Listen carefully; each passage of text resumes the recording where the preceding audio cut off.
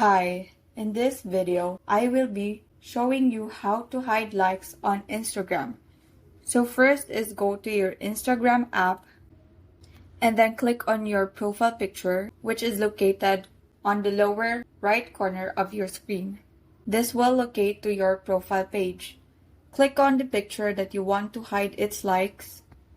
Click on the three dots which is seen beside your username. Now this option will pop up on your screen. Click on the Hide Like Count. But if after clicking the three buttons right beside your username and the option Hide Like Count is not available, then probably your Instagram application has not been updated to its latest version. Therefore, you need to go to App Store or Play Store to update your Instagram application. Now, if you want to hide likes in all of your posted images, click on Settings and then go to Privacy. Click on Post and then click on the button which is right beside the Hide Likes.